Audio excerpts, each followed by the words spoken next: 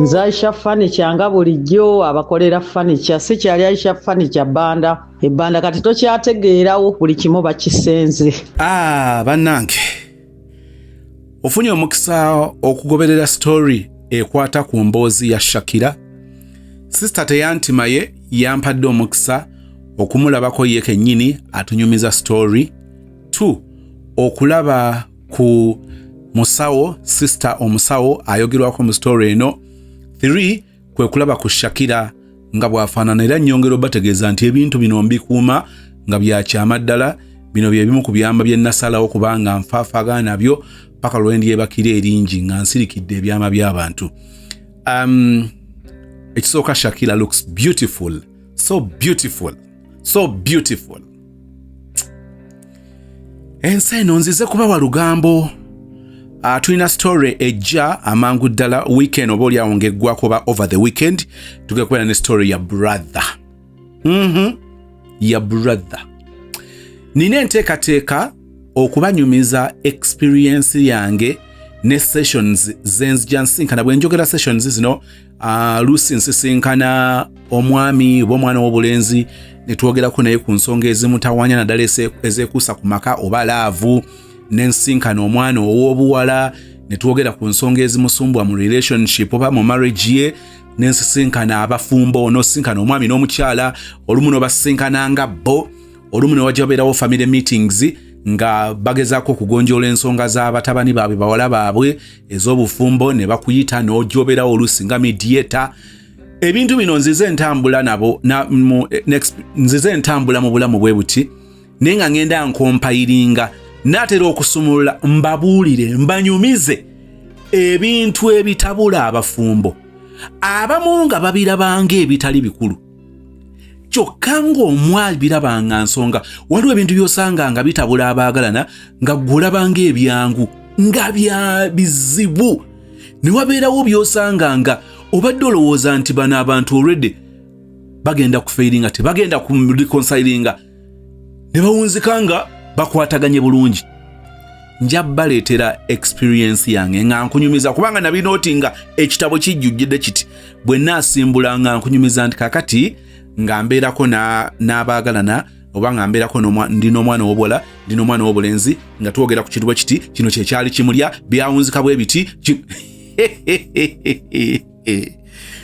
ne bwe mbanga neerabidde ntya munzijukizangako ne mbanyumiza ku mukyala gwe natuula naye ng'ali wali ku kkono omwami we ng'ali wali ku ddyo.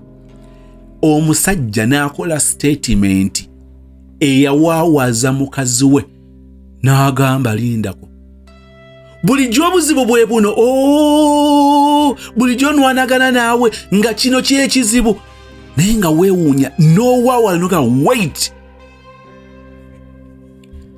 Abaagalwa, buli muntu alina waatuuka n'awulira nga abreakinze. Mbadde njogerezeganyamukko ne maama Aisha Najjemba owa Aisha Furniture. Aisha Furniture kakati takyayitibwa Aisha Furniture Mart ebbanda, agenda kubanga ayitibwa Aisha Furniture Mart ekibuye. Buli muntu mugumu. Nabadde njogerezeganya naye kaawo yali yakafuna ekizimbe, yasasudde ekizimbe milioni 12 naye nga waliwo mulyanga mugumu naye nga nzikiriza nti kati wano ye weakest point ye. Wabadde akuleba oba ali okyaddewokko ebbanda, njagala okukutegeeza nti kakati ebyo by'obadde omanyiiwo birala. Uganda bweti bwekyuse. Assalamu alaikum warahmatullahi wabarakatuhu. Abeezikiriza endala mukama waffe yeebazibwe. Nze Aisha Furniture nga bulijjo abakolera furniture si kyali Aisha Furniture Banda ebbanda kati tokyategeerawo buli kimu bakisenze. Banda ani akwata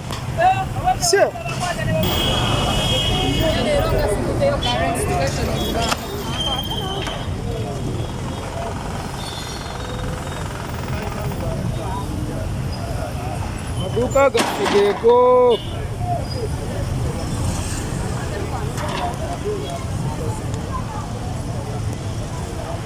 ebbanda kati tokyategeerawo buli kimu bakisenze. Kati ebintu bye nali mbasindikidde olinga mbitunda layisi nyongedde n'embisala nyinawo dayiningi, ebitanda, entebe, kale fanica yenna. Naye mbadde mbasaba bakama bange nyina wiiki emu, kubanga entebe we batumenye nzijjemu ne nsiba obuveera ne nzisibika ettundubaali ne fanica omulala ne nteekawo omusirikale, ate ne wettadde ebintu era batuwadde wiiki emu. Kaakati ne nsalawo mbibaguze layisi nga mmwe bannasozi mmo bannange okusinga obbigabo oba obbiguza abalala layisi kambiguze mmwe mumpagidde nnyo. Mwanguwe entebe eri ku miliyoni 2 kati ya miliyoni 6, ey'ekumi ya miliyoni 3, ey'omunaana ya miliyoni 2 kati mbawaddeko ku kifaananyi. Mwanguwe mutwale ku bya layisi nyina wiiki emu. Munkontakitinge, temutawaana kujja kuba siyina wembalagira nzivuunise buvuunisi. Wabula oŋŋamba ne nkusindikira entebe ne tumala ebbeeyi ne ngireeta ewuwo n'ompa ssente. Mala gituusa wuwo, kale mbadde nsaba mwanguwe kuba mbimuguze ebintu. Naye kaakati mugule ne ku bya layisi bino, no layisi asusse ate mufo ky'okubibba abayayi babba ebintu. Mwanguwe muno ne bambi ku fanica ow'essente ntono ennyo tekikkirizika kuba sirina we muteeka, atafiirwa tafuna ate munansabira. Kale ayagala okko ku fanica owa layisi 0705 619 02 0705 619 94 0705 619 03. Munkontakitinge nyine ennamba emu obutatawanya bakaso wange, wabula ssente zirina kuba kashi kuba ekintu nza layisi butabana wembiteeka. Nfunye ekifo kati ndi Aisha Furniture Kibuye, nfunye kalina eriko fulo 2 wansi awokubiri n'ewokusatu, ngiyingira nga lumu ogw'omukaaga. Era mujja kuba mulaba kuba ndi mukugitimba yonna Aisha Furniture. Kati ndi Aisha Furniture Kibuye, sikyali Aisha Furniture Banda. Kaakati bannange mwanguweeko, okuddiza guba mwoyo sijja zisuubuza. Abasuubuzi bandi bubi naye nedda sijja zibasuubuza nga mwabampagiridde ebbanga owe muli wabaddewo aba namuzaako ebbeeyi n'egaana. Bambi mukozesa omukisa guno nyina wiiki emu bweggwaako nja kuba sikyabiina olujja. Kale Mukama abawe omukisa nga mujja okugula ebintu bino. Buli mukadde gw'omanyi yakootakoota, teyali mukadde lumu yali mulenzi, na buli kinvinvi oyo gw'olaba eyo be bakadde bokka ttundu edda baaliwo. Okuva lw'ozaalibwa olina olugendo lw'otambula okutuuka lw'odda gy'ova. Obuto, obuvubuka n'obukadde gyemitendera mwe tuyita lwakuba okukaddiwa kati kizibu. Adamu bye yali akati bizibu, olunaku lw'eggulu wano oluzibu okuluweza olulamba. Ensi tuginogako kalema kola, bulamu bw'ensi eno tebukyanyuma nnyo. Nze kyenva ntandika tatatata ponya abaliddawo ebizibu. Tambula ng'omanyi lumu oligenda, ensi tugirekawo nananana. Bino biseera bigere muntu wange, teekateeka balema okukwevumanga. Tambula ng'omanyi lumu oligenda, ensi tugirekawo nananana. Bino biseera bigere muntu wange, teekateeka balema okukwevumanga.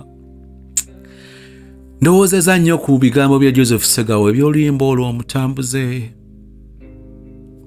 Kazi mbadde ndi kuki?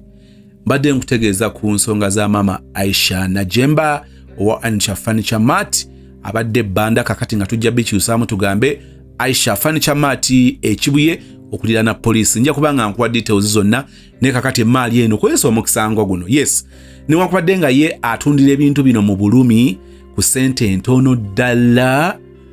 Bobongo ogende na mugongo kwa agenda nalabakaawo waliwo abalina workshop nga bakola nzigi zino ez'ebyuma. Nendaba fuso eyali eyimiriddewo ng'etikka ebintu nga kireka ngo bate poliisi ebitwa. Kugamba naye nga ndaba engeri gye kozesa omukisa guno obeere nga weefunira furniture ku ssente entono ddala. Bw'obanga furniture w'emiliyoni 2 omutwala ku miliyoni 6, owa miliyoni 10 n'omutwala ku miliyoni 3, owa miliyoni 8 7 n'omutwala ku miliyoni 2. Ebibaawo buno bwe bulamu bwe tusanga kwesa opportunity eno obeereko gye weefunira.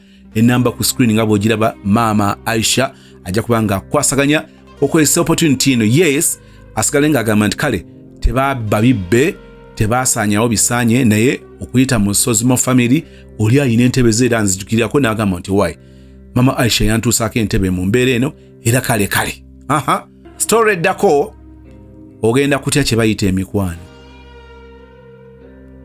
Story eddako ogenda kutya kye bayita emikwano.